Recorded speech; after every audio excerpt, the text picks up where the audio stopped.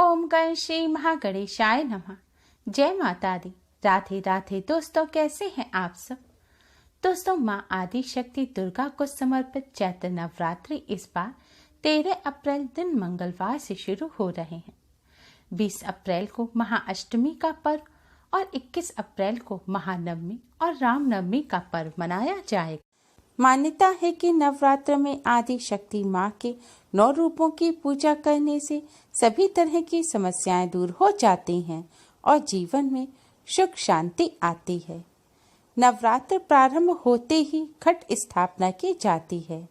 घट स्थापना करने से घर में सकारात्मकता का वास होता है और घर में खुशहाली आती है।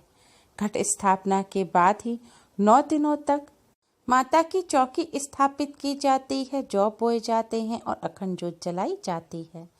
दोस्तों, आज की इस वीडियो में हम आपको नवरात्रि के प्रथम दिन घट स्थापना, माता की चौकी की स्थापना की पौराणिक और सही विधि बताएंगे, साथ ही इनके नियम भी बताएंगे। आज की इस वीडियो में यह भी जानेंगे कि नवरात्रि के दौरान माता रानी का पूजन रोजाना किस तरह करना चाहिए, जिससे आप सभी भी अपने घर में घट की स्थापना सही विधि से कर सकें। दोस्तों, घट स्थापना शुभ मुहूर्त में ही की जाती है।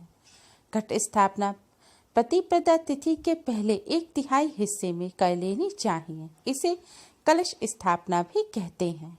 कलश को सुख समृद्धि ऐश्वर्य देने वाला तथा मंगलकारी माना जाता है। कलश के मुख में भगवान विष्णु, गले में भगवान रुद्र, मूल में ब्रह्मा जी तथा मध्य में देवी शक्ति का निवास माना जाता है।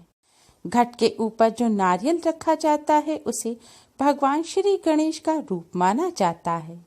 नवरात्रि के समय ब्रह्मांड में उपस्थित शक्तियों का घट में आवाहन करके उसे कार्यरत किया जाता है। इससे घर की सभी विपदादायक तरंगें नष्ट हो जाती हैं तथा घर में सुख शांति तथा समृद्धि बनी रहती है। घट में 9 दिनों तक समस्त देवी देवताओं के साथ साथ भगवान श्री गणेश, नवग्रह और नवदुर्गा माँ विराजमान रहती हैं। इस बार घट स्थापना का शुभ मुहूर्त 13 अप्रैल की सुबह 5:28 से सुबह 10:14 तक का है। इसकी कुल अवधि 4 घंटा 15 मिनट की है। घट स्थापना का दूसरा शुभ मुहूर्त 13 अप्रैल को सुबह 11:56 से दोपहर 12:47 तक का है। घट स्थापना से पहले हम आपको बताते हैं कि घट स्थापना के लिए आवश्यक सामग्री क्या है, जिससे आप सभी वह सामग्री नवरात्र से पहले ही ले आएं। घट स्थापना की आवश्यक सामग्री है जौ बोने के लिए एक मिट्टी का पात्र, यह बेदी कहलाता है। मिट्टी का पात्र आपको ऐसा लेना है जैसे पात्र में हम आटा मढ़ते हैं, जिसे परात कहते हैं, यानी कि चपटा पात्र लेना है। जौ बोने के लिए शुद्ध साफ की हुई मिट्टी, मिट्टी में कंकर पत्थर ना हो। आप मिट्टी को हाथों से साफ कर लें या मोटी छलनी से छान भी सकते हैं। पात्र में बोने के लिए जौ ना मिले तो आप गेहूं भी ले सकते हैं। घट स्थापना करने के लिए मिट्टी का कलश, मिट्टी का ना हो तो आप सोना, चांदी या तांबे का कलश ले सकते हैं। ध्यान रखें, इसके लिए आप स्टील का कलश ना लें। कलश में भरने के लिए शुद्ध जल और गंगा जल, गंगा जल ना हो तो किसी भी तीर्थ का आप जल ले सकते हैं। रोली, मौली, इत्र व पूजा में काम आने वाली साबुत सुपारी, दूर्वा, कलश में रखने के लिए सिक्का, इसके लिए आप चांदी या सोने का सिक्का ले सकते हैं। चांदी या सोने का सिक्का ना हो तो आप सादा 1 रुपए का, 5 रुपए का सिक्का भी ले सकते हैं। पंचरत्न अगर ना हो तो कोई बात नहीं, आप सिर्फ सिक्का ले लें। पंचरत्न अगर लें तो हीरा, नीलम, पन्ना, माणक और मोती लें। अब आप अशोक या आम के 5 पत्ते लें। कलश ढकने के लिए मिट्टी या तांबे का ढक्कन लें। ढक्कन में रखने के लिए और पूजा के लिए साबुत चावल, एक पानी वाला जटा वाला नारियल, लाल कपड़ा, फूल माला, फल तथा मिठाई, धूप, दीप, लौंग का जोड़ा, कपूर और घी। माता रानी के श्रृंगार के लिए लाल चुनरी, चूड़ी, बिछिया, इत्र, सिंदूर, महावर, मेहंदी, काजल, चोटी, गले के लिए माला या मंगलसूत्र, पायल, नेल पॉलिश, लिपस्टिक, चोटी में लगाने वाला रिबन या रबड़, कान की बाली, लाल चुनरी या साड़ी। आप अपनी इच्छा के अनुसार माता रानी को अर्पित करने के लिए 16 श्रृंगार की सामग्री ला सकते हैं। साबुत हल्दी की गांठ, लकड़ी का पट्टा यानी कि चौकी। दोस्तों, सामग्री के बाद आइए अब जानते हैं कि घट स्थापना, माता रानी की चौकी की स्थापना और ज्वारे बोने की सही और पौराणिक विधि क्या है। चौकी की स्थापना। घट स्थापना के लिए आप नवरात्र के पहले दिन सुबह जल्दी उठकर स्नान करके स्वच्छ वस्त्र धारण करें। अब अपने मंदिर के पास उत्तर पूर्व दिशा को साफ करें और वहां गंगा जल का छिड़काव करें। अब एक चौकी रखें। चौकी के ऊपर आप लाल रंग का साफ कपड़ा बिछाएं। अब माता रानी की प्रतिमा को स्नान कराएं और स्वच्छ और नए वस्त्र पहनाएं और एक लाल रंग की चुनरी उड़ाएं और चौकी पर स्थापित करें। अगर माता रानी की प्रतिमा ना हो तो तस्वीर को साफ कपड़े से पोंछकर लाल चुनरी उड़ाकर आप चौकी पर स्थापित करें। अब आप साबुत चावलों में सूखी हल्दी मिलाकर उन्हें पीले रंग का कर लें। इसके बाद जौ बोने के पात्र को पानी से धोकर साफ कर लें। फिर कुमकुम से आप जौ बोने के पात्र पर स्वास्तिक का चिन्ह बनाएं। इसके बाद माता रानी के दाहिने यानी कि राइट हैंड की तरफ आप जमीन पर एक मुट्ठी चावल रखकर उसके ऊपर इस पात्र को रख दें।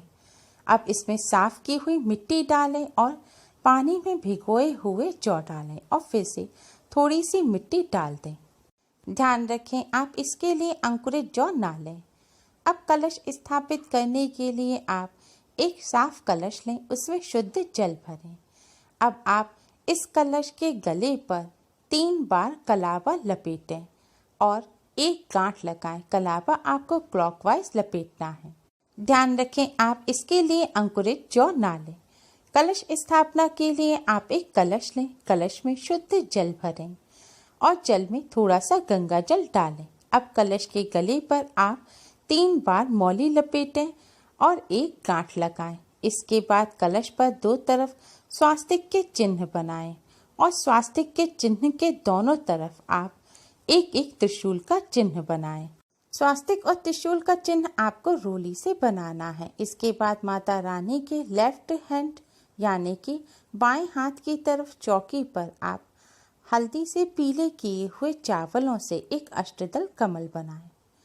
कमल के बीचों बीच आप इस कलश को स्थापित करें।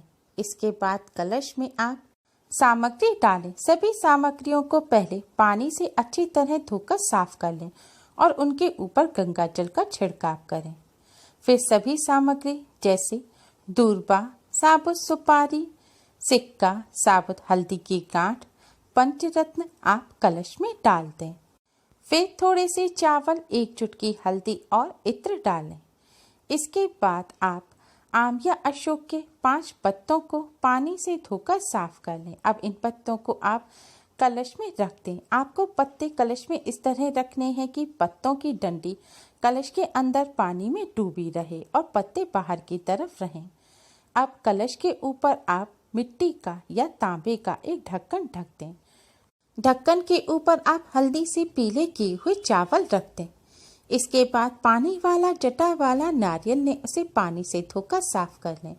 अब नारियल को साफ लाल रंग के कपड़े में पूरी तरह से लपेट दें। इसके बाद नारियल के ऊपर आप 3 बार कलावा यानी कि मौली लपेटें और एक गांठ लगाएं। इसके बाद नारियल को चुनरी उड़ाएं और नारियल पर कुमकुम से तिलक करें। इसके बाद नारियल को आप कलश के ऊपर लिटाकर रखें। नारियल का गोल साइड आप अपनी तरफ करें और नुकीली साइड दूसरी तरफ करें। इस तरह कलश स्थापना संपूर्ण हुई।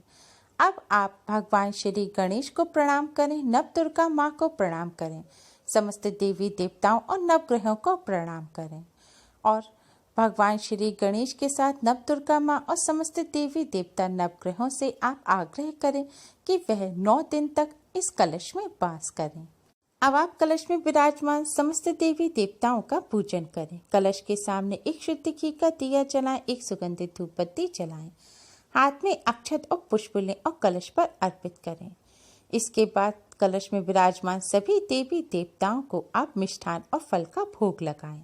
फिर आप माता रानी का पूजन करें। माता रानी के सामने एक अलग से शुद्ध घी का दिया जलाएं और एक सुगंधित धूप बत्ती जलाएं। माता रानी को भी पुष्प और अक्षत अर्पित करें और फल और मिष्ठान का भोग लगाएं। इसके बाद समस्त श्रृंगार की सामग्री को आप एक थाल में रख दें और कलश के सामने रखकर माता रानी को श्रृंगार की सामग्री अर्पित करें।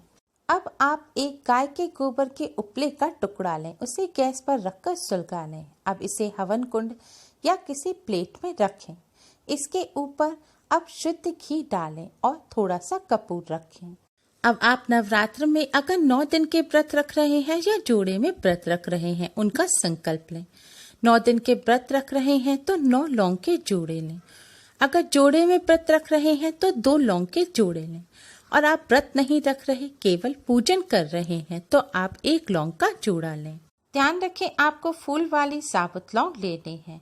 अब आप कपूर को जलाएं, लौंग को आप घी में भिगोएं।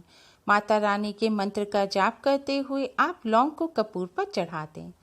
आप जितने भी जोड़े आपको चढ़ाने हैं वह सभी जोड़े चढ़ा दें। इसके बाद आप हवन सामग्री चढ़ाएं और उपले पर कुमकुम से तिलक करें।